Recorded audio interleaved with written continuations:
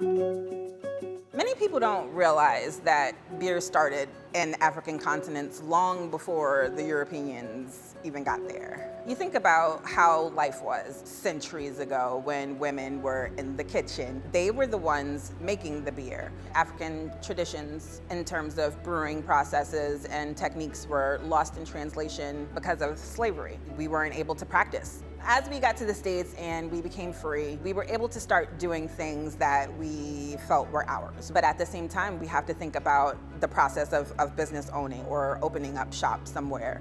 You know, we're talking about late 1960s and the 1970s. Schools aren't done segregating in the United States. A black man or a woman aren't walking into a bank and getting a startup loan for such a venture at the time. One of the unfortunate consequences of craft beer is that there's almost like this anybody can do it if they wanted to idea that's always been embedded in this narrative, and that's simply not true.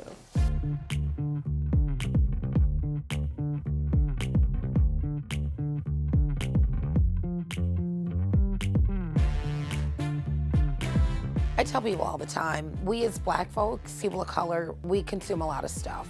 But what do we own? We're getting what, less than 0.2% of $1 billion industry? That's not right, not on my watch. When I first got into the craft beer scene, even as a consumer, the lack of diversity was ridiculous. In the beginning, I didn't feel so welcome. You know, the fact that it took me almost 4 or 5 years of applying to get in the industry, that didn't make me feel good. I just feel like we have to prove ourselves a lot more, black and brown people.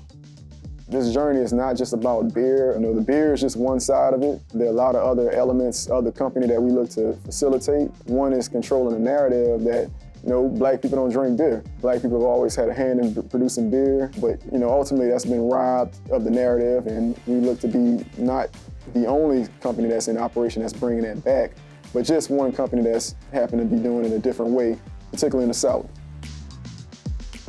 We want to make our mark. We want to make our mark. We want to just really get this product out. We need to take this industry and we need to include. This needs to be inclusive. I think it's time in this country that we rise.